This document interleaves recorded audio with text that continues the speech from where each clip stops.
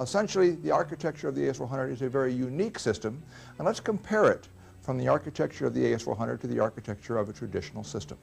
Essentially, what is a traditional system? A traditional system is classically almost any other computer that exists on the market today except the AS400 and the System 38. As we begin to look at the differences between these two systems, but first let's look at what's common between them. Number one, they both have hardware. That's good, because IBM sells hardware, and that helps take care of my retirement. It turns out they both have an operating system, but this is where we're going to begin to see the very first difference between the traditional system and the AS400. The AS400 operating system and even the instruction set of the machine are a much higher level than the traditional operating system. In your traditional operating system, you have instructions that essentially perform computing facility functions, but on the instructions of the AS400, you will find that the system has built into the instruction set of the machine security, database, and essentially many of the features that you do not find in the traditional system until you get to the operating system. Now, looking at the operating system of the traditional system, here's where you're going to find that you're going to see maybe one or more communications products, and even in many cases a separate security product. And the job of the system programmer is they spend their life keeping the operating system, the communications products, the security products working together in a happily married way. Essentially, on the AS400, you are able to, because of the way the system is constructed, it is going to be able to have integrated into the operating system full security and full database. We see that here in this example right here. Essentially, if we look at the traditional system, in the traditional system, you're going to find built into the traditional operating system, there is a call out to the operating system, or out to the security module, and essentially that security module then will check and say, is the user authorized to perform the function or not? On the AS400, security is actually built into the machine instructions. When the system issues an instruction, essentially the system is going to check, is the user authorized? Anytime a user issues an instruction and asks, is the user authorized to perform that function, that's what the system is going to do. Essentially, you're going to find on the AS400 that you're probably going to get more security checks occurring on the AS400 than you are in the traditional system. But an important and a very good feature about the AS400 is that because security is built into the instruction set, there's no way even a system programmer such as myself, who's very experienced in the system, can avoid those security checks because you've got to use the instructions to access the data. So this level of checking is very important.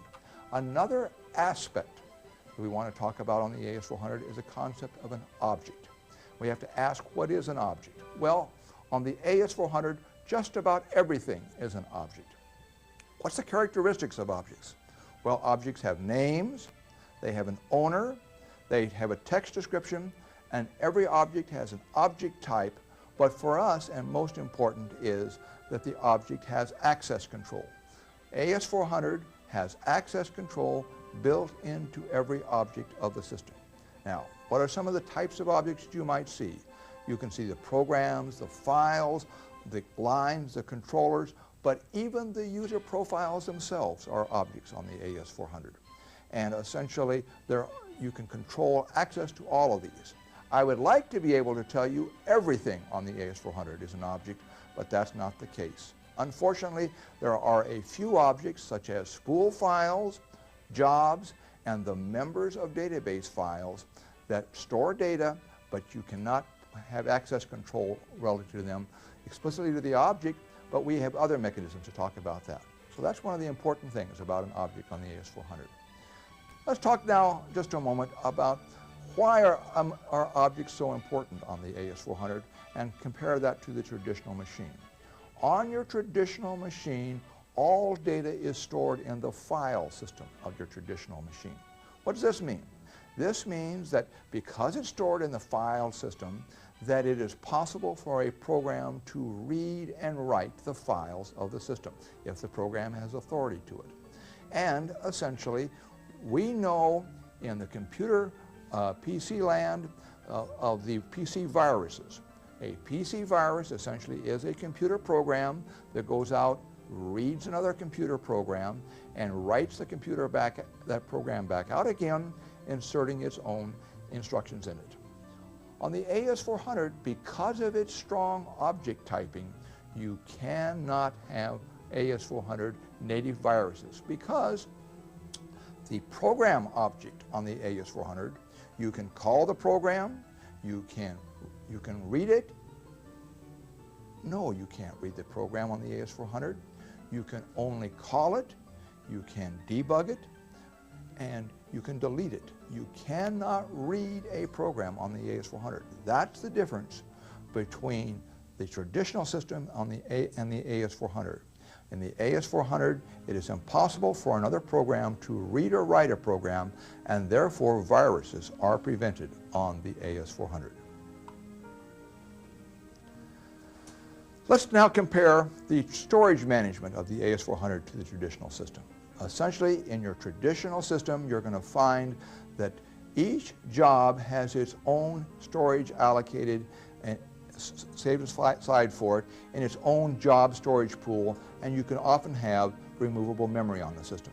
But on the AS400, essentially all of the storage is stored into the single level store. This says that every job in the system shares a common storage pool, so that if one job is allowed to run a program, and let's say that program is known by the address of virtual address, say 6, another job, like job number 2, running that same program, will also know that this program as virtual address 6. Now this is important because this is a way that it allows the AS400 to share the objects on the system. But because every object is shared on the system, this is why it is important that access control be used to limit the access of the objects on the AS400. Let's spend a minute and talk about the access control, because that's really what we're interested here in today, is talking about the security on the system. Well, what is access control? Access control can be thought of a very simple matrix, a list of users and a list of objects. And access control says what access do these users have to this list of users, to the list of objects. You can see in this table that I have here that we have objects here, and in this case, user 1 has all authority to object 1 and use authority to object 2. User 2 has read authority to object 1 and use authority to object 3, and so on with user 3. Now, essentially, the way you do access control is you essentially look up the data in this great big table of users and objects and say, how are we going to determine whether the user has access? Well, and if you were to build a great big piece of paper that had a list of users and a list of objects across it, that would be essentially a access control matrix that you could use. Well, AS400 or no computing system is designed to hold a large piece of paper. So what do? Computer programmers say, aha, I can deal with this in one of two ways. I can store the data by object. And essentially what I will do is I will store this data by the columns that appear in the table here. And essentially when I do that, you will see that what I'm going to do is store the data by the columns, and I'm creating what's called an access control list. Other programmers say, oh, columns aren't the way to do it. I'm going to store that information by row, and if you store it by rows, you are actually storing the information, what can a user access, and it's called capabilities. So that's the difference between access control lists and capabilities. The AS400 is a capability-based system. What a capability-based system is, essentially, we're saying is that in the AS400 user profile, we are storing the user's access to the objects that the user can access. Now, on a traditional system, And this really applies to almost all other systems are not capability-based. They use the access control list, and in an access control list, what is happening is essentially we are going to have a database file, and you're going to have that file keyed by object type, and under each object then you're going to have the list of users that have access to this. And it's very important in your traditional system to restrict access to this file. Now, let's talk about what we need to do relative to access control, because access control's purpose is to answer three questions. The first question, can a user access an object? Both the traditional access control list and the capability system of the AS400 are extremely fast at doing this. The second question, what users can access this object? Well, as you can see, if the data is stored by object name in the access control list, that would make this very fast. It appears right now on the AS400 that that wouldn't be the case. But let's wait just a moment until I finish the third question, and then we'll go back and talk about the AS400. The third question, what objects can a user access? Well, the capability-based system of the AS400 is ideal for this, because associated with every user is the list of objects that a user can access. Well, both the traditional system and the AS400 have to answer all three questions, and let's take a look at how they answer these. First, essentially, the concept of the AS400 and how does it work. What we do, because we know the AS400 has to be able to access the objects very rapidly, it turns out that you're going to have stored in the owning user profile, the user profile that owns an object. And let's take, for example, if you can see in the slide that object 3 is owned by user 1, and in user profile number 1, you will have a list of the other users that are authorized to the object that user 1 owns, in this case object 3. And in this case, user 2 owns objects 2, and you can see that it also lists the users that are authorized to object 2, and so on with user 3. What the system then does, if you're asking the question, what users can access an object, it first goes to the owning user profile. And let's take an example. Let's go to object 3. It goes to the owning user profile for object 3, in this case user profile 1. It sees that user 2 and user 3 are authorized, and then it goes to their user profiles to determine what access they have. And so this makes the access of the AS400 very, very fast. So all three work quite well in the AS400. In your traditional operating system, looking at the third question, which objects can a user access, essentially you're going to find that to find out that list of what users can the system access, it's going to require that the system go out and read through the file, and in so doing there's probably a batch utility that's going to perform that function. Now, people say, well, Wayne, how fast is the going out to the user profile and accessing the data? Essentially, if you do a display object authority command, and let's say we did display object authority for object number 1, object type file, we would immediately see a screen that gives us a list of all the users that are authorized to that object. And this might be a typical screen that you might see. So this is some indication to you how rapid this worked. And let's just see what happened in the machine. The machine went to the object, and then went to the owning user profile, Evans in this case. And then in the Evans user profile, it discovered that the other user profiles, group sales, Mary, were also authorized. So it went out to Mary's user profile and to the group sales user profile to determine their access to object 1. And all that in the time that it takes to put up the screen. So you can see the system is very fast. Now let's get into the details of security, and we're going to spend some time talking about security. Look at it first in three ways. We'll talk about global security, then user profiles, and then object authority. As we break down the global security, the physical security of the system we'll talk about very briefly, and then we'll spend a significant amount of time on the system values and then the network attributes. Talking about the physical security of the AS400. Essentially, the AS400 is a very good system, but you actually have to consider the physical aspects of the system.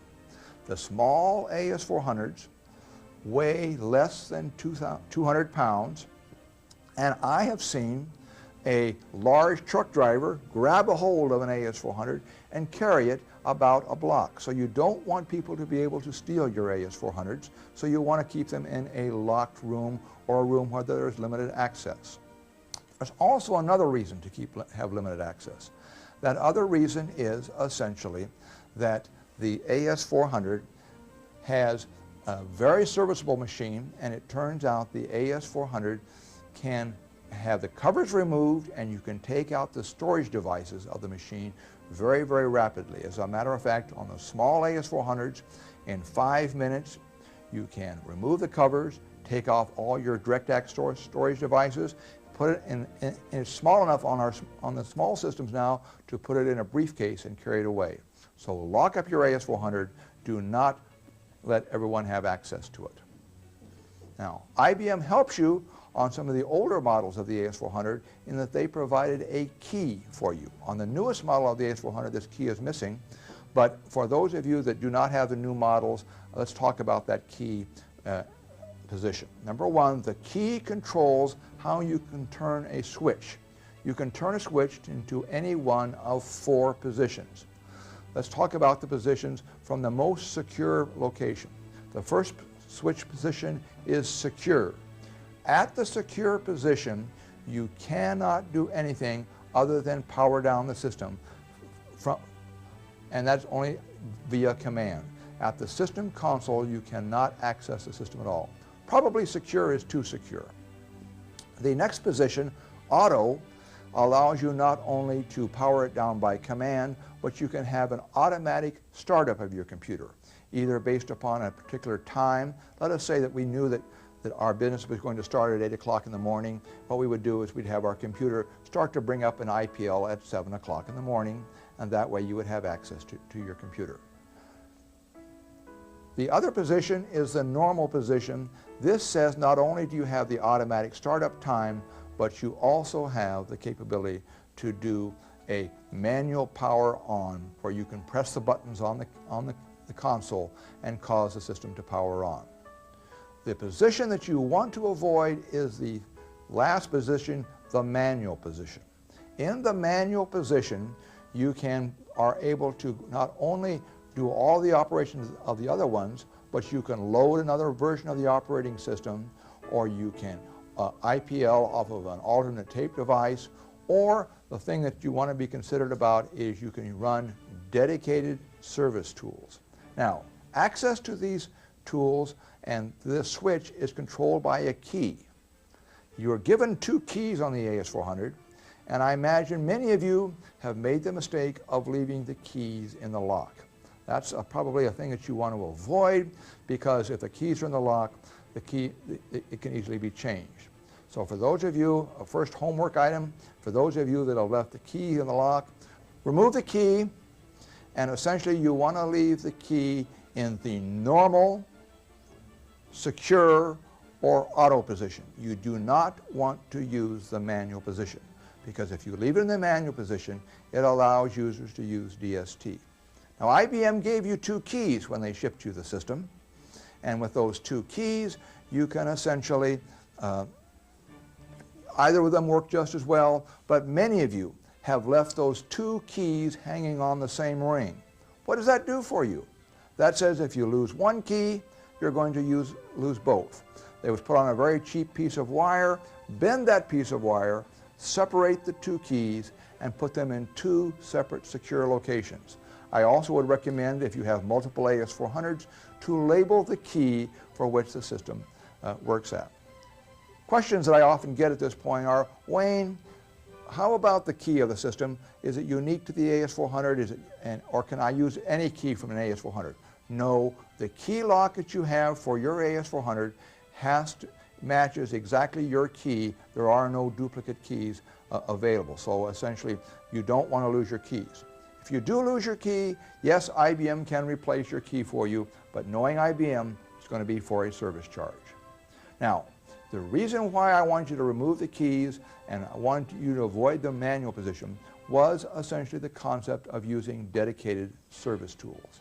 What dedicated service tools is, it is a tool that's used by the IBM service personnel to perform service tasks on your machine, and it can run either while your system is completely standalone environment or even while users are up and operational, you can use dedicated service tools. It requires three things to actually have access to dedicated service tools. First, you have to have access to the system console, and you have to be able to turn the switch into the manual mode, and you have to be able to enter a DST password. DST is a very powerful function. It has the ability to go out and display any data on your AS400 without access control restrictions. In addition, you can go out and you are able to go out and modify data on the AS400.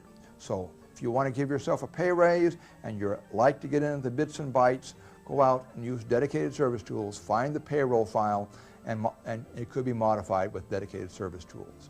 Another thing that you might do is it has a powerful trace communication facility on this system. What that trace facility does, it allows transactions that go across the screen, the AS400, to be traced on the AS400 trace facility. This is used to find problems in communications, but it represents a security exposure. Can you think what screen you would like to have captured if you were going to try to break into the system as another user? Think about it. Yes. For those of you that thought the sign-on screen, that is correct, because the sign-on screen has the user ID and the password in the communication line trace. So I would be delighted if I could use communication line trace and find out the password of you, the security officer, because then I would be able to sign on the AS400 and do my dastardly deeds as you and not get blamed for it as myself. Well, I hope I've motivated you then to want to prevent access to the AS400 dedicated service tools, because dedicated service tools is a dangerous facility. As a matter of fact, you can alter any data on the system, and if you make a mistake, you can turn your AS400 into a vegetable very, very easily. Let's now look at the technique for changing the dedicated service tool passwords, because this is one of the protections that you have. Essentially, what you'll want to do is you'll want to turn the key to the manual position, put 21 into the indicators of the system, and you press the Enter key on the machine. And you are greeted by the sign-on screen for dedicated service tools. And here is where you're going to enter the dedicated service tool password. If you have not changed it and have not been careful, the default dedicated service tool password is security officer. This brings up the dedicated service tools menu, and from the dedicated service tool menu, then you are allowed to access other objects. From there, you take another option. We're going to take option number 9, and we're going to work with the DST environment off of this menu. And working with the DST environment, this is where we are allowed to change the passwords on the AS400. So essentially, but before we talk about changing the passwords, I want to spend a few minutes talking to you why DST is so restrictive. Essentially, unless you have changed the passwords, someone can go through the steps that I have just gone through, essentially taking a few menu options, coming to this menu, and then off of this menu, let's look at option number 4. Option 4, reset the system default password. What this really says is, on the next IPL of the system, set the password of the security officer back to the password QSECURITY. So this would be a very easy way for someone to break into the system. This this interface was designed just in case you have lost your password for the system, but it represents a hacker exposure. The way you're going to change the passwords is you're going to take the options 1, 2, and 3 to change all of the passwords. Let us just take option 3 to go out and change the password for one of the profiles. And the screen you would see appears very similar to the screen you see on the AS400 for changing the dedicated service tools passwords. Here, you are to enter the current password and the new password. Now, how do you know what the current passwords are? The IBM shipped defaults, there are 3 passwords you need to change. Let's talk about the passwords from the least exposure up to the highest exposure. First, the basic DST service password is 8 ones, and this allows a user to be able to go out and view things but not alter things. And the question people often ask, well, Wayne, if they can only view, why is this an exposure? Well, even the basic DST function allows them to use communications line trace, and so they can trace or view the transactions that go across the line and therefore see the passwords of other users. So even the weakest of the DST profiles is an exposure. The next one, full DST service, the default password is 8 twos, and essentially this allows you the ability to go out and display and alter every object on the AS400. The last one is the DST service or security officer function, and the DST security officer function allows you all of the other functions, plus you are able to change this DST password and recover the password of a lost DST, a lost user profile if you've lost the password of the security officer.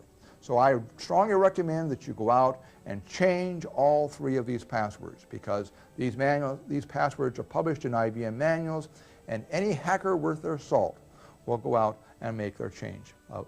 Will know these passwords and will be a way they can break in. But review, essentially it requires both physical access, so restrict physical access to your machine, remove the key lock from your system, and change the password. You have all 3 of these controls that you can use on your system. Let's now switch to another topic and talk about the sign-on screen. Essentially, we see here the sign-on screen provided by IBM. I think it really has too much information on it, and so you might build your own personalized sign-on screen that gives you a welcome message and then some input fields, or even better still, you'd want a sign-on screen that says, allows a user to enter their user ID and password, and then it has one additional sentence on the screen. That sentence essentially says, use of this computer is restricted for management-approved purposes. Why is this so important?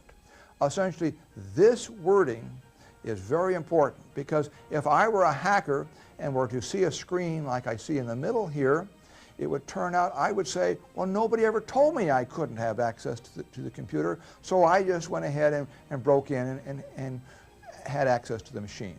The last screen where you put a message on there giving users warning that they should not use a computer is very, very important on the system. Essentially, it also has another aspect. When I say it's not for authorized use, this says that if you are an authorized user of the system, but if you decide you suddenly want to run your bowling scores or something like that, unless you've been authorized to do this by management, then you will not be allowed to do this function. Briefly, how you change the screen. Essentially, IBM is going to tell you, and this is all in the IBM Work Management Guide. I would recommend that you go there for the details, but essentially IBM ships you the source of the sign-on screen in the file QD sign-on, in the file QDDS source. And then you'll go out and you will change that screen to add your own limited messages on it and do testing of that screen beforehand. Now let's jump to the second topic relative to global security, and that is the system values. And we'll spend quite a little bit of time talking about system values because system values are important. Essentially, we're going to look at the system values in collections of 4 different types of system values. First, we'll talk about the sign-on system values that control sign-on, the system values that control your passwords, system values that control active jobs, and finally the system values that control auditing. Now, for all of the system values, you must be a security officer to change these system values. Now, IBM's definition of a user that is a security officer is someone that has all object and security administrator authority in their user profile. So you don't have to be just the QSECURITY officer user profile. This is one of the examples of the profiles that is a security officer. But anybody that is a security officer can change all of the security system values.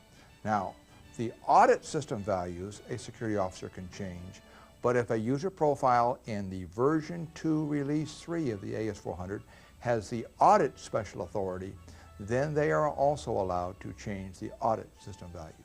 But essentially, well, we'll just deal with essentially saying that you, the security officers of the machine, are the only ones that are allowed to change the password to the system. Let's now spend a few minutes talking about the system values that control sign-on. And the most important system value is the system value QSECURITY. Your system got shipped with level 10 security, which is really no security. Users have unrestricted access to all of the objects on the system. Level 20 is one step up. It says now at least users have to sign on, and you can control users by the application menus. Real security starts at level 30, where you can control access to the objects and access to the libraries on the system. A step up from that is level 40 security, where IBM introduced state domain protection and some blocked instructions and some program integrity checks. Level 50 was added in version 2 release 3 for the C2 integrity function, and essentially this adds a significant amount of security, probably that's not worth the amount of overhead that you have to pay. Because as we begin now to take a look at the different security levels, we will see here that there is an increased protection at each of the levels. As we go from 10 to 20 to 30 to 40 up to 50, we will continue to have more protection. But this protection is not without cost. So let's spend just a few minutes talking about what is the cost of the different security levels. Essentially, there are two types of costs. There are your costs to manage security, and we can see that from going from level 10 to 20, you had to now add user profiles. From 20 to 30, you have to secure objects, and then essentially 40, there was no difference, and at level 50, there was a significant management cost.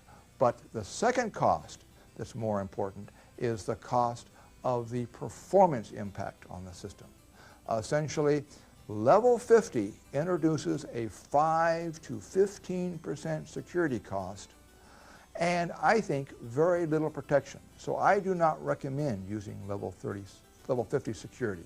I recommend using level 40 security.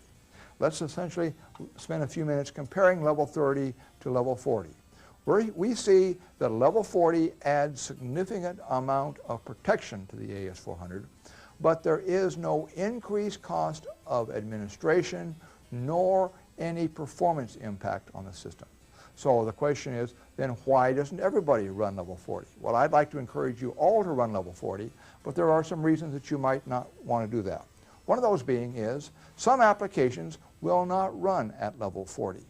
And you can determine which applications will not run at level 40 by using the audit facilities of the AS400. The first advantage of level 40 security is that essentially IBM has issued a system integrity statement that essentially says if for any reason users can circumvent the security of your AS400, IBM will treat this as a problem and will address it very seriously if you are running level 40 security. Now, this does not mean if you're running level 30 security, IBM will ignore you, but essentially the statement of direction applies at level 40 and higher. With level 40 security, we have a number of built-in additional protections. State domain protection, protections on programs, some additional protection on sign-on and submitted jobs, and even some protection against users installing modified programs. Let's take a look at each one of these But to understand them, we need to understand existing security exposures that exist on your system if you're running at anything less than level 40 security. So even though you're running at level 30 security, a very experienced programmer writing in the machine interface, or MI, of the AS400 can go out and they can write a program that can access the data on your system. Essentially, I can write a program that if you give me use access, not change access, but simply the access to read an object in the assembly language of the machine, if the object is a space object, I can access this object. Well, what are some examples of space objects? Job descriptions, data areas, commands, tables, display files. All of these are data spaces on the AS400. So this says you could write a program and go out and be able to access these objects with simply use access. Change access is required, use access is adequate. Another exposure is that a user could write a job and they could go in and access one of these system tables, find out the address of other jobs that are running in the system simultaneously, and then go out and access the objects in the working space of those jobs. So this would be a way for one job to go out and look at the data of another job. And the third exposure is that user application programs, rather than using the interface designed by IBM for the application to call, goes in and use some internal IBM interface. The exposure here is not that it's so much of a security exposure, but that in a future release, IBM could change these internal interfaces and you could no longer use that. Let's take a look at what happens with level 40 security. Level 40 security builds a brick wall around all of the objects, and this brick wall has a fancy name called system integrity or state domain protection. State domain protection builds in more security, and the way to think about this building in of security is called state and domain, and objects can be in either the system domain or in the user domain. Objects that are in the system domain cannot be accessed directly by programs when you are running level 40 security and higher. Only system programs are allowed to access them, and that essentially is this brick wall that I've showed you on the previous slide. That's the state domain protection built into objects. Another benefit that you're going to find to level 40 security deals with sign-on protection. Essentially, on the AS400, you can have a subsystem description. And what a subsystem description is, it is the table that describes how are the different jobs on the system to run, and you might have a subsystem description such as QEnter that describes how are the workstations that are attached to your AS400 attached. Essentially, every job description then names the workstation, or there are workstation entries in it. The workstation entries can name a job description, and the job description may have a user name in it. We see in this example here, this workstation entry names the job description nurse, and in the job description nurse, there is the username nurse. What this means is that you can come up to the AS400 sign-on screen. You don't need to enter a user ID. You don't need to enter a password. Simply pressing enter allows this user to sign on as user nurse. This is sometimes viewed as a convenience factor, but I consider it to be a security exposure. If you implement level 40 security, what happens is level 40 says even if you have your subsystem structured as you see here, you must always enter a user ID and password. So level 40 gives you additional protections on the system. Now, relative to the system and submitting jobs. Submitting jobs in the AS400, the submit job command can name a job description, such as job description nurse. What this does, this allows the system to read the job description and create a batch job running in batch for the user. And so a job description And the submit job lets you run jobs, in this case, as user nurse in batch. And essentially, you must have use access to the job description. This introduces a security exposure. What a hacker can do on their own AS400, they can build their own break-in job description. Let's say that names user profile QSECURITY officer. They save it off their AS400, and then they are going to restore that object on your AS400. So now they have the break-in job description that they can use to run jobs on your AS400 as a security officer. If you're concerned about that, that's why you will want to move to level 40 security. Because at levels 20 and 30, you had to have use access to the job description, but at level 40 security, you not only have to have use access to the job description, you also have to have use access to the user profile. Since user profiles default to exclude authority, this says users by default cannot run jobs as other users. So another good reason to run level 40 security. One last thing dealing with level 40 is, and programs on the AS400 have built into them some additional protections. An expert could go in using display alter and modify these programs, and possibly then take this altered program and save the altered program off, and then having saved that altered program off, then go in and restore the altered program on your AS400. Very much like the job description example. On a level 30 system, when the system detects an altered program, it simply sends you a message, and it goes ahead and restores the object on the AS400.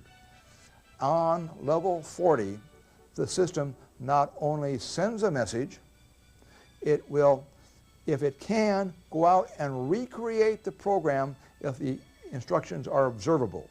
And essentially, if a program observability has not been removed, whenever the system detects an observable program or an observable program that has been altered, the system recreates the program from the observable instructions, therefore removing the alteration. If it cannot do that, then the system revokes all access to that altered program. Let's take a look now at really how does the system detect an altered program. The way the system detects an altered program is in the header of the program object, it creates a checksum. And this checksum was created at the time when the program was created, and it essentially measures what does the rest of the program look like.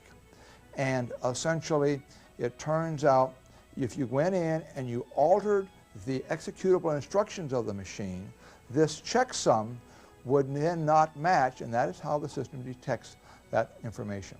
So if you're going to have programs that are altered on the system, you can detect them on the system.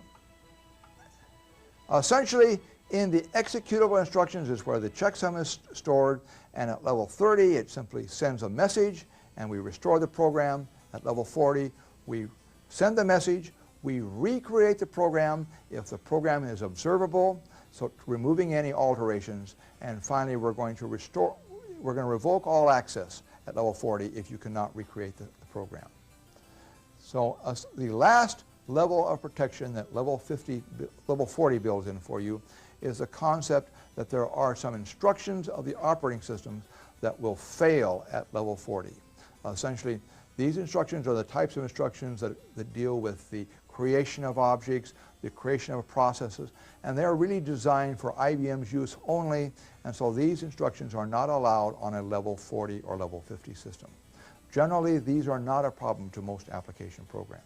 But essentially, if you were to move to level 50 or level 40 for any of these reasons, these programs would fail, or for any of the other reasons. Let's summarize them, why you might want to move to level 40 security. Increased protection. You can no longer directly access an object. You're not going to be able to modify that object, and you're not going to be able to get at internal system interfaces.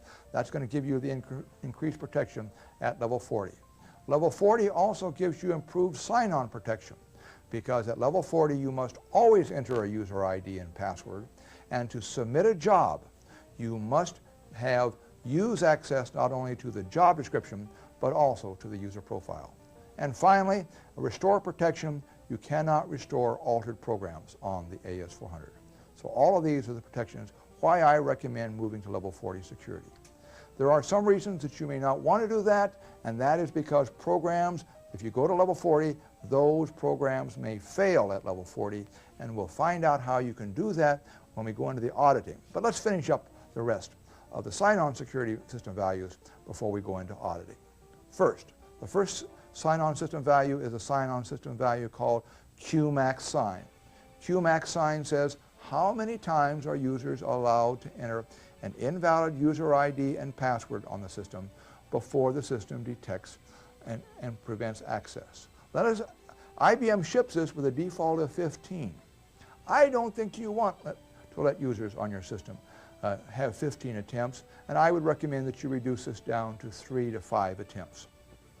Assuming you've reduced it down to 3, then the next system value, QMax sign, says what happens when you've reached the limit.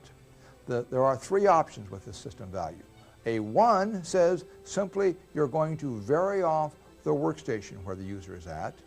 A 2 says you're going to disable the user profile after consecutive failures.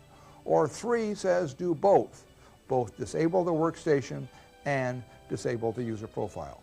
I would strongly recommend choosing option number 3, which would allow you to be able to disable the user profile and the device.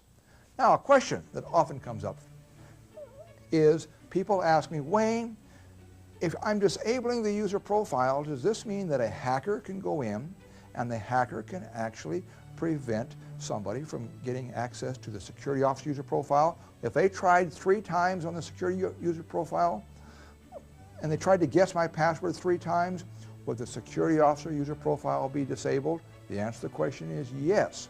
You don't want the security officer to being hacked, but then you're saying, well, I know as a security officer that I have to be able to sign on to re-enable user profiles. What happens, Wayne, if a hacker attempts to break in and breaks into all of the profiles of the system? What's going to happen is essentially all of the profiles of your system are going to be disabled. Does this mean that your system is turned into a vegetable that no one can sign on? No. The IBM foresaw this, and there is a very special rule about the user profile QSECURITY officer. The QSECURITY officer user profile can always sign on at the system console even if the QSECURITY officer user profile has been disabled. So this says that this profile can, even if someone has tried to hack in your system and has tried to guess the password of the security officer user profile, it will be you can always go to your system console and you can always sign on, and from there as a security officer you can go out and re-enable the user profiles of the system. But this is another good reason for you to have good physical security over your system console, because if I was going to try to hack the password of the security officer, where would I do it from but the security officer, or but the system console? Now let's take a look at some of the rest of the system values. The next system value, QLimit security officer, says where are you going to allow the security officer to sign on? If you set this system value to 1, the security officer can only sign on the system console and devices the security officer has been explicitly authorized to. This is a protection. This keeps people from hacking in and becoming the security officer from dial-in terminals or from terminals, let's say, in the lobby or the back dock. So I would recommend setting this system value to that parameter right there. Now, the next system value, QLimit device sessions, very much like the other system value that says I want to limit the users. How many times can users sign on? I know you don't have any users like I am. They come in the morning, they get their cup of coffee, they sign on, they go to the coffee machine, and they meet their friend, and they go into their friend's office, and they help their friend with a problem. By the way, I didn't tell you that they left the sign-on screen on their office, and then they go into the machine room, leaving signed-on systems essentially all around the building. If you change the system value, QLimit device sessions, this says how often can a user sign on, and if this system value is set to 1, a user can sign on 1 and only 1 device, and this prevents the user from leaving a string of signed-on devices. There is one caution with this. If you're using PC support, this is going to say that you are not going to be allowed to be able to sign on multiple sessions to the same AS400 because each PC support session is treated as a different device, and that different device then would be prevented. You can override this in the user profile. This is one of the system values you can override. If you'd like, you can prevent other users from accessing this by setting the system value, but you have, let's say, 1 or 2 users that need to use this support. In their user profile, you can specify that they should have that access. Now we'll move into the password system values. And one of the password system values, or it's kind of a quasi-system value, is the system value display sign-on information. This says when the user signs on, should the user see the screen that shows when they last signed on and the number of invalid password attempts. This screen, the default is not to show that, but if you turn this value to 1, then the user will always see when they last signed on and how many attempts were invalid. This can be very useful in a high security environment so that if you train your users to look at this screen, see when they last signed on, and if they got signed on at 2 a.m. on Sunday morning and they know that they were probably very likely asleep at that time, that's a good indication that they've had a problem and that they should take function key 9 off of this screen to change their password immediately. And this leads us then into the password system values. The password system values, the first of these is the password expiration interval. The password expiration interval says essentially how frequently are we going to have users be required to change their passwords on the system. Essentially, the system value says is shipped as a default of never requiring change. I would recommend a change between 60 and 90 days, or 30 and 90 days, and in this case I compromised and said change the system value to 60 days. What this happens is when the users sign on and it's been within at least 60 days of their password expiring, actually 7 days prior to their password expiring, they're going to see the display sign-on information screen with an extra line that says you've got 6 days in which to change your password, and from there you can simply take function key 9 and go out and change your password. Now some people say, Wayne, I don't want to implement this because what happens if a user is gone for more than 60 days? What happens to the user profile? Well, it turns out, let's just say that a user has been gone on vacation or extended leave for 90 days and you've set the system value for 60. When they first sign on, they are going to see this screen, but they are going to be required to change their password before they can proceed. Their user profile does not get disabled or does not get prevented access. They can sign on, but then they must immediately change their password. So if you have pressed function key 9, or if your password is expired, you will always then go to the screen that allows you to change your password.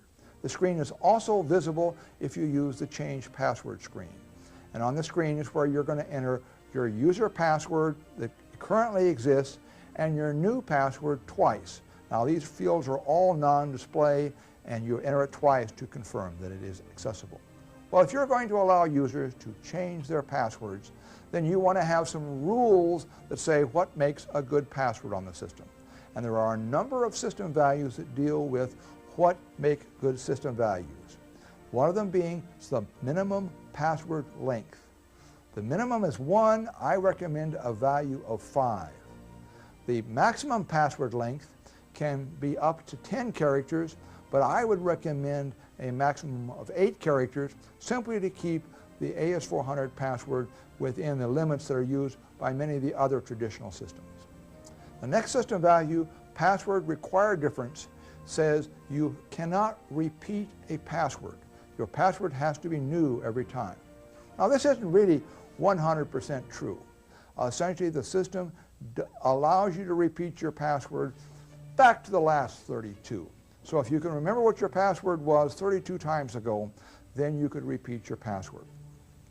Some people have complained to me about saying that they'd like to be able to control this password length of less than 32. And I've got some good news coming to you. In the next release of the operating system, in version 3, there's going to be some changes that you're going to be very pleased to hear about. Then, the next system value, Q password limit characters. This system value allows you to specify up to 10 characters that you can prevent in a password. I would recommend preventing the characters, the pound sign, the dollar sign, and the @ sign. You say, Wayne, why did you choose those characters? Well, for those of you that have international keyboards and have connections in international countries, you would recognize that the pound sign, the dollar sign, and the @ sign characters don't appear on all keyboards in all countries. So it would be very unfortunate if you created your password with these characters in your password. Now, if you want to become more restrictive, you could use this same system value to add the letters A, E, I, O, and U. Adding these vowels then essentially is going to prevent users from using words as their password, but you don't want to make their password too difficult. Now, there are some other system values that deal with security, but I would recommend that these only be used in the highest security environment. Let's talk about them and see why they were invented. I'm recommending in the normal environment that you set these system values all to 0 or not use them. First one, the password limit adjacent digits. This says you cannot have 2 digits next to each other in your password. This keeps people from putting in their social security number, their home address, their telephone number as their password. You have to have a character, an alphabetic character between each digit. The next one is, I know there's some users out there. I know you don't have any users like that, but those users that really don't like security, they know their password has to be 5 characters long, and essentially with this 5-character long password, what do? They make their password XXXXX, 5 characters long. Yes, they've met the requirement, and they essentially really only have a 1-character password. If you turn this system value on, this says you cannot have repeated characters in your password, but it would also keep you from having the same characters even if they weren't adjacent. Like you might have a password like TEST with 2 T's in it. That would be prevented. So this system value really is quite restrictive. Again, good news, in version 3, this system value is going to allow you improved options. Other system values say the password required digit says you must put a digit in your password.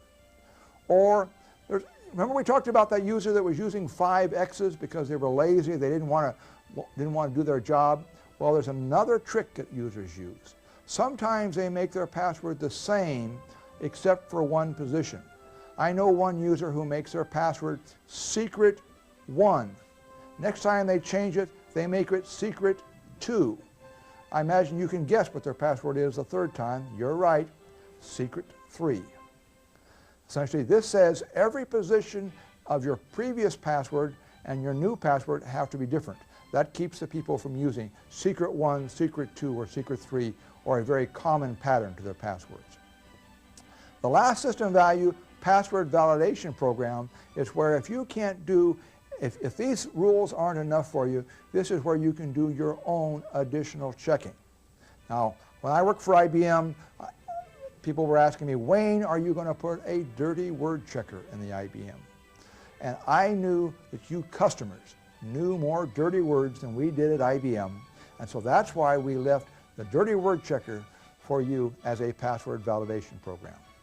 Here is how the password validation program works. Essentially, you can name a library and a program in the system value, and what that does is this program then gets called anytime a user changes their password. You can do additional checking, or wouldn't it be interesting if a user changed their password on one AS400 and you use this password validation program to broadcast that change to every other AS400. Your users would like that. Then there's a third option, and this option I'm going to caution you against, and that is the password validation program does get a copy of the user ID and password passed to it in clear text, and the program can store the password in a database file. As a matter of fact, there happens to be a tool that I do not recommend you use, but it's called Display Password, and that's what it does. It's a password validation exit program that goes out and it records the passwords as users use them. This is an example of a password validation program, and I'm not going to bore you with the details of this password program other than to point out the parameters. What you're going to see is you get the new user's password, their old password, and a return code. And then based upon this information, you can make an analysis whether the new password is good or not. If it is good, you set the return code to allow access. If it's not, you set the return code to prevent access. This application program that I have here is a very simple one that says I am going to check to keep people from changing their password only once per day, because some users said, I'm going to show that guy that I can get back to the same password. I'm going to change my password 32 times, that way I can get back to the same password. And now, yes, you can put this password validation program in and you can change your password 32 times, and you can essentially do it in 32 different days, though, so that prevents that problem. So those are the system values for passwords. Now let's talk about the system values that control active jobs. System values that control active jobs, one of them is a system value QCreate authority. What QCreate authority does, this says what is the public authority by default for objects as they get created into libraries. Essentially all of the libraries on your system by default say system value, they point to this system value, and the system value says, is it shipped by IBM, says change authority. So this says as you create a new object into a library, then that object will have change access. Let's take a look at how this works. Essentially, here we have an example of where we're creating an object into library mylib. My library defaults to the system value, and the authority is asterisk libcreate authority. This libcreate authority says go to the system value, and then from the system value pick up change authority for the objects. Now, many of you have run into a problem. You said, well, I'd like to be more restrictive on my system. What I would like to do is I would like to use the command change system value and change QCreate authority to use access. This introduces a potential problem because the library QSYS also uses the same system value, and as you create a new device description into library QSYS, this new device description would now have public use authority. By the way, this would be the way that the system would work if you auto-configured devices. Well, these new devices that you've just created, nobody can use them because you have to have at least change authority to sign on the devices on the AS400. So how do we solve this problem? What can you do? You'd still like to leave that system value set to change authority. What you will do is you'll go out and you'll change the library. For the QSYS library and the QSYS library only, you're going to change that authority from sysval to change authority. And that says now when we create objects into the QSYS library, they're going to have change public authority, or in the case of the device description now, since it has change public authority, then the users can sign on this device description. Two other system values that deal with active jobs. The Q inactive interval. This says if a user has had a workstation signed on and the workstation has been inactive for a specified period of time, take some action against it. Essentially, when we're saying it's inactive, we're really saying that the workstation is waiting for the user to enter input. And if the user has not entered any input within the specified time, then the system will take action. Let's take an example.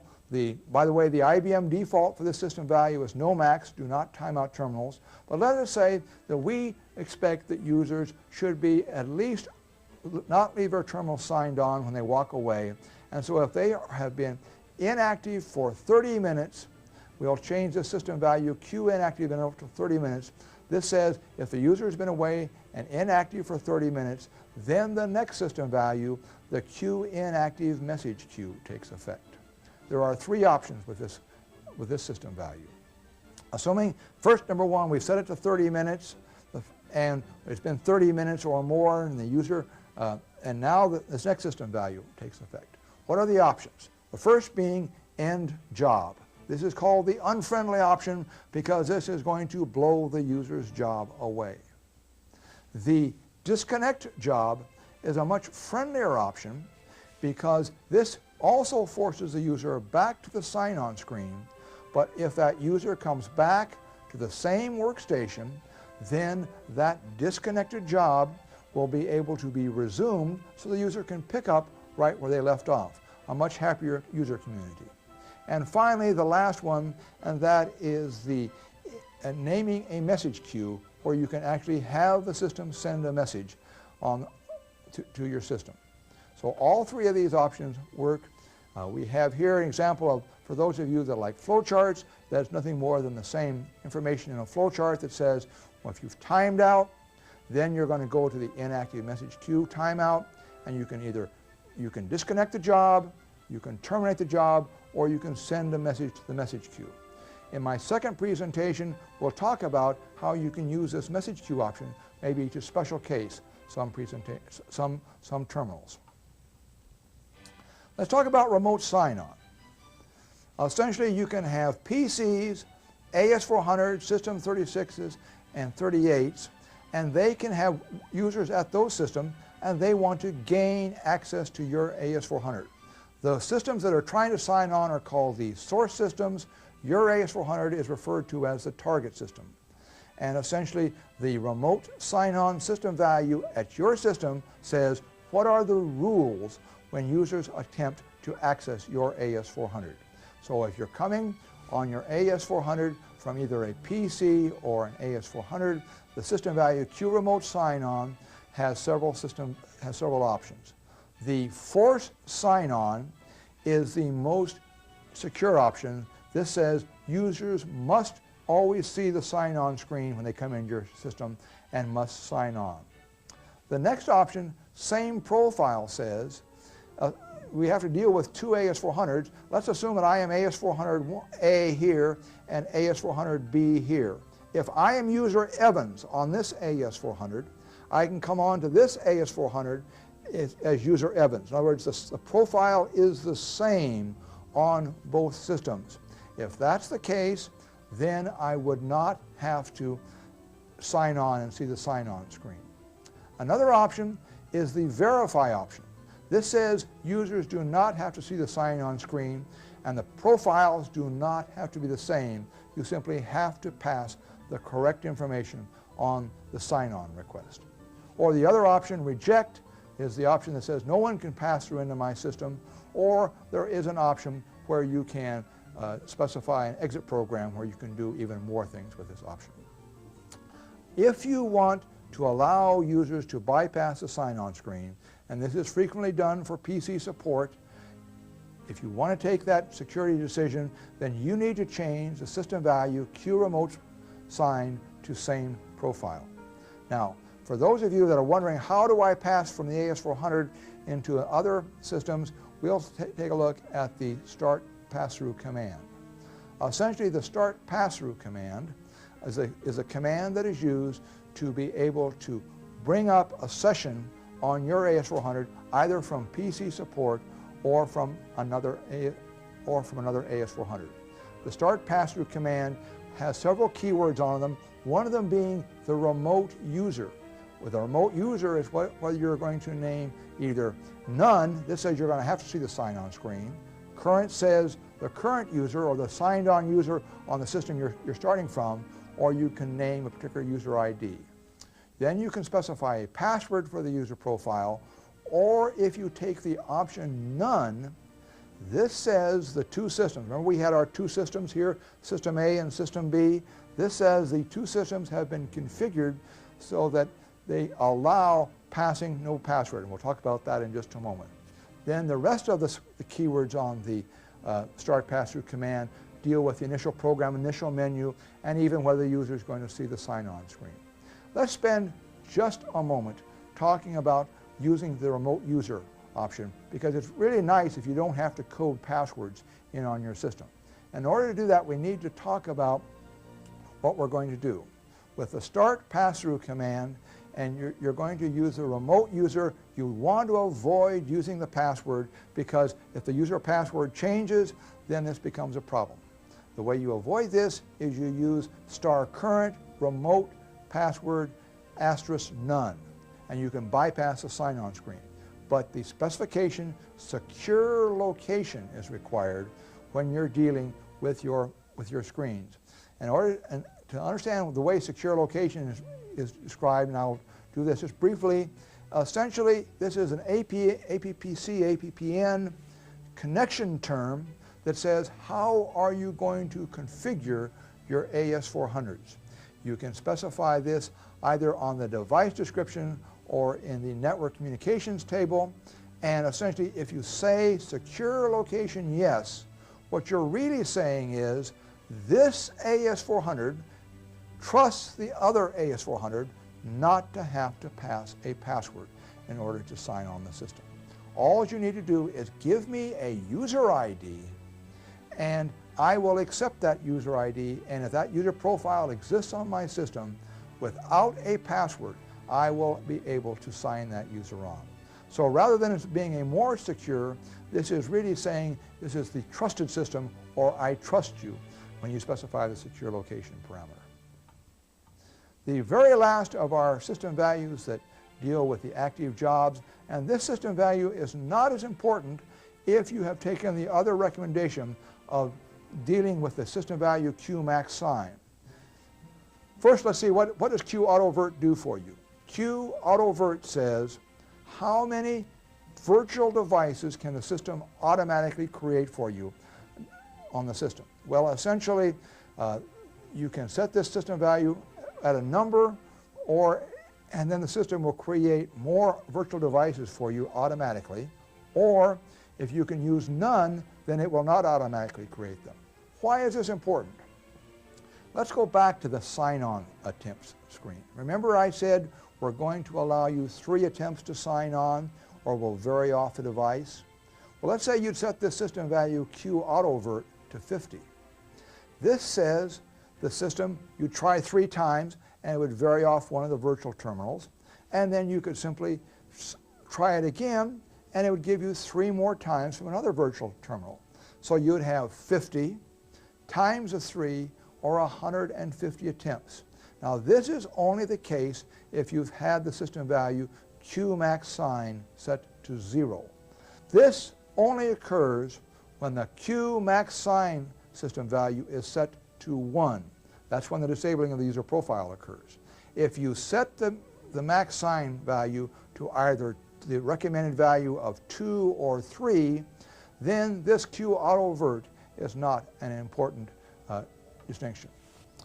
Now we'll talk about the last of the system values, the audit-related system values. In version 2, release 3 of the operating system, IBM added a number of auditing features, so a number of these system values you will not see unless you are running version 2, release 3. Let's take a look at these system values. The first system value, the Q audit control system value, essentially is a version 2, release 3 system value that lets you I think of it as the master power on, power off switch. This allows you to turn on or turn off auditing globally by setting this one system value. The system value has 3 options. None, saying do no auditing, or object auditing, saying that you would like to audit the actions on objects or the access to objects, and audit level that says you want to audit users' actions based upon the audit level parameter in their user profile or the audit level system value. If you want, As you see here in the foil, you can turn both object auditing on and audit level on at the same time with this one system value, or you can set it to turn it off. Let's now look at some of the more detailed system values. And the first system value is a system value that already exists, Q audit level, and essentially this says what action auditing you want to, what you would like. In prior to version 2 release 3, you could only specify action auditing using the system value Q audit level. But now in version 2 release 3, you can also specify action auditing in the user profile. There are 3 values that you can only specify in the system value. These are authority failures, auth fail, program failures, PGM fail, and print data. These are the only 3 that are restricted to being specified in the system value. Most of the other system values can be specified either in the user profile or in the system value. Let's now take a look at the system values options themselves. First, the values that you could specify on version 2 release 3 are none, saying don't doing any auditing at all. Now you can select as many of the other ones as you'd like. Auth fail. Auth fail says you would like to record authority failures that occur on your system. Failed sign-on attempts, failures to access objects. Program failures are auditing conditions where programs would cause failures should they run at level 40 security. If you remember when we were talking about going the different security levels and I talked to you about level 40 security, I told you that if you went to level 40 security, your applications may fail. Well, essentially, if you'd like to find out, can I move to level 40, what you could do is you could start up auditing and turn on program failures while remaining at level 30 security. The programs will not fail, but anytime the programs create an event or a condition that they would fail for, the system will record this in the audit journal if you turn on program failures. So if you think you'd like to go to level 40 security, what I would recommend you do is stay at level 30 or level 20, turn on the system value for program failures, and then run the audit journal for an extended period of time. One of 2 things generally happens. Either you are going to get absolutely no authority failures from programs, or you're going to get many. Now, essentially, seeing program authority failures does not mean you cannot move to level 40 security. Generally, these program authority failures will come not from your own applications, but from applications you have purchased from some other vendor. If you'll contact the vendor and ask the vendor, do they support level 40 security? There are a number of vendors that take different code paths based upon the fact that you are running level 40 security. So while you're at level 30, you may be getting program failures, but when you move to level 40 security, you will cease to get those program failures because the code takes another path. So make sure that you check with your program vendor. Now let's go on and check the rest of the system values. The security system value says you'd like to record all of the security changes that occur on your system. This includes the granting authority to objects, creation of new user profiles, removing of user profiles, or anything that's affected relative to security. Or the next one, the deletion of objects, anytime a user deletes an object from the system.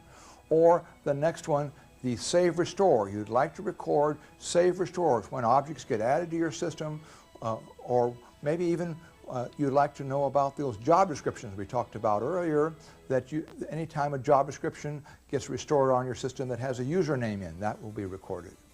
You can also record the deletion of objects, and the object management allows you to control the move and rename of objects. All of these options on this foil you can specify on a version 2 release 3 system, version 2 release 2 system. Now let's take a look at the options that are available on a version 2 release 3 system. Job data. This says you'd like to know about the actions that affect a job. When jobs start, when the priority of a job changes, or when anybody goes out and holds a job or releases a job. Office Services says you'd like to know about the changes to the distribution directory, the way mail is sent, or distribution lists. Program Adoptions says I would like to record any time a program that adopts gets run. And so anytime you have a program that adopts another user profile, then this would record that. Caution.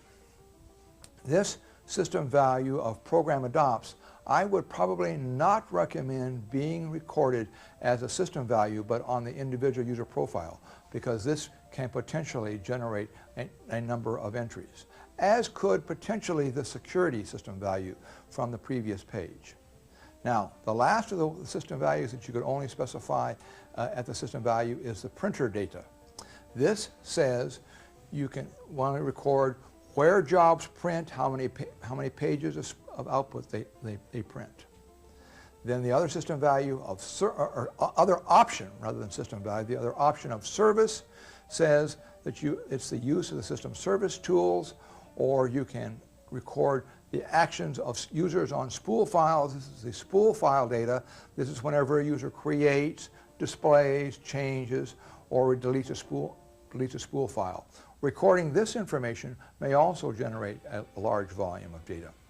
And then the last of them is the system management. Anytime you make a major change to the system configuration, the system management system values will be recorded. Now, people ask me, Wayne, essentially what is the overhead with turning on auditing?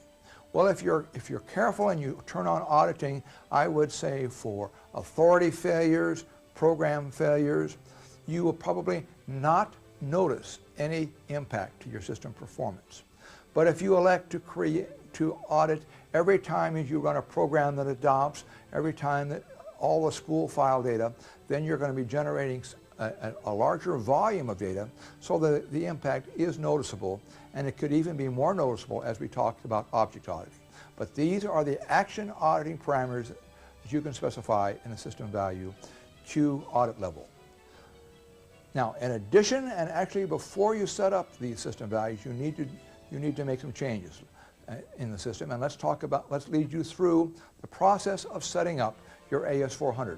What you want to do is you'll want to convince your management that it's going to take you a week to set up auditing, and then essentially if you can do that, you can enter 3 commands and take the rest of the week off. But the 3 steps to set up auditing. Step number 1, you create a journal receiver, and you name that journal receiver and you put it in any one of your user libraries. I tend to append 4 digits at the end of my journal receiver, because there's a capability with journal receivers that you can have the system generate new journal receivers for you, and it appends a 4-digit number. So I, by default, will start the first one off with a 4-digit number, so they all are in numerical sequence. So step 1, you create the journal receiver. Then step number 2 is you create the journal using the create journal command. When you create the journal, you must name the journal. It must be in library QSYS, and it must be named QAUDJRN. That's a fixed name that must be used. Then you name the journal receiver that you created up in step 1, and for both the journal receiver that you created in step 1 and the journal itself, I recommend that you give them public authority of exclude, so that people cannot go out and view the data that might get written in that journal receiver unless you are a security officer. But what we now have is we've got the journal and the journal receiver created. Nothing is happening relative to auditing at this point, and then we will turn the system value QAud level on. Now, QAud level, turning QAud level on, will, on a version 2 release 3 system, still doesn't take effect until you change the other system value, QAudit control, to turn on auditing level. But essentially now what we've got is when you have auditing turn on, you're going to have the following happen in your system. You're going to have audit events occurring in your system. And the Q odd level system value or parameters in the user profile are going to determine whether these events get recorded in the journal receiver or are completely ignored. The data gets stored in that journal receiver, and your journal receiver data then becomes where the data is stored. That data in the journal receiver is very, very secure in that you cannot modify it. Once an entry is written in the journal receiver, you cannot modify the data that appears in the journal receiver. So that makes it a very secure mechanism so that you can be sure that if you're recording the actions of the security officer, even the security officer cannot tamper with the data in the journal receiver. But the journal receiver to be processed, then you're going to want to process that, and you take that from the journal receiver into a database file using the display journal command. Now this data is really in what we call a program formatting. That's really a polite way for saying it's darn tough for a human being to understand, to make sense out of this. And maybe you'd like to make it more readable for humans, and there's two ways that you can do that. One, you can take your own installation program and create your own installation reporting. Or there is in Library Q User Tools a tool called Display Audit Log. What Display Audit Log does, it takes the data out of the journal receiver, puts it in a database file, and then merges the data with messages, creating a reasonable and a human report that makes sense. Let's take a look at what an example Display Audit Log might look like. First, at the top here, we're seeing that here is a display audit log, and we're seeing that a particular user changed the system value Q audit level at a particular date and time. And then the next message, and I want to point this one out to you so that you know what to look for, is a domain failure message.